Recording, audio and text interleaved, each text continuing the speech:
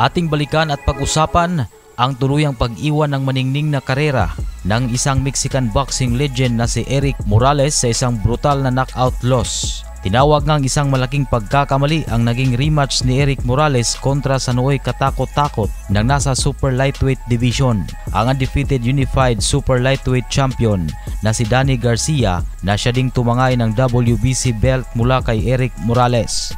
Maaalalang matapos ngang tapusin ni Manny Pacquiao ang trilogy sa pagitan nilang dalawa ni Erik Morales taong 2006 ay unti-unti na ding nawala sa pagiging malakas ang hatak nito sa mga fans ang pangalang Erik Morales, kung saan ay kunti na lang ang sumubaybay sa Mexicanong pinaniwalaan ng lahat na tapos na ang karir ni Morales matapos ng kanyang sinapit kay Pacquiao. Pero nagtuloy-tuloy pa rin ito at tumagal pa hanggang 6 na taon at namayagpag at nagkampiyon pa ito sa super lightweight division taong 2011. Nang gulpihin ito hanggang sa sumuko ang undefeated fighter na si Pablo Cesar Cano. Kasunod maging WBC super lightweight ay wala ng intro pa, agad nitong idedepensa ang titulo kontra sa nooy WBC IBF mandatory challenger na si Danny Garcia. Nagka-problema na si Morales sa kanilang weigh-in pa lang dahil sumobra siya ng 2 pounds para sa 140 pound limit.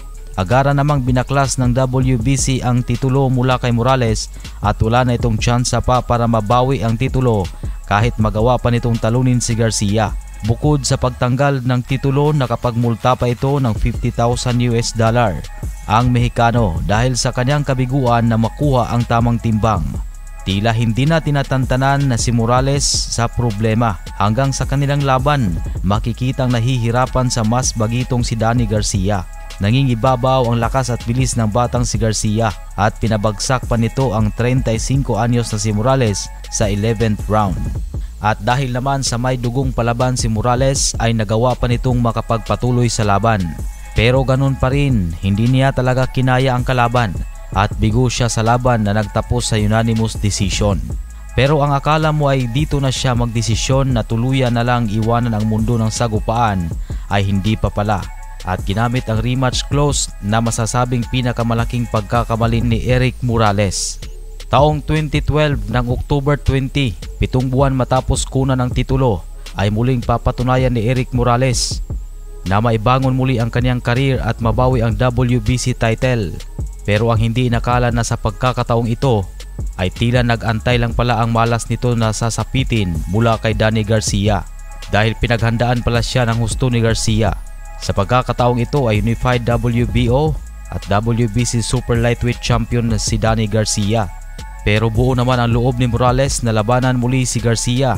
Unang round ay makikitang nagkasukatan ang dalawa at paunahan ng atake. Sa pagpasok ng ikalawang round ay makikita ang pagiging flat-footed ni Morales na madaling tinatamaan ng mga kombinasyon. Sa round 3 ay medyo dito na nag-iba ang kilos ni Garcia.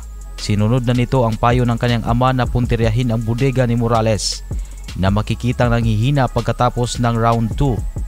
At makikitang lagi nang tinatamaan si Morales sa body shot kaliwa at kanan mula kay Garcia. Muntika ng malhod si Erik Morales sa huling minuto ng round 3. Matindi ang sinapit nito, makikitang durog na durog sa mga mabibigat na mga binibitawan ni Garcia. Kaya pagpasok ng round 4 ay hindi na pinatagal at sinamantala na ni Garcia ang kanyang pagkakataon. Isang solid left hook mula kay Danny Garcia ang tumama sa panga ni Morales at tumapos ng laban kung saan ipinatigil ng corner ni Morales ang laban matapos nitong makitang bumulagta at malapit nang mahulog sa ring. Hindi nabigo si Garcia na idepensa ang kanyang dalawang titulo laban kay Morales.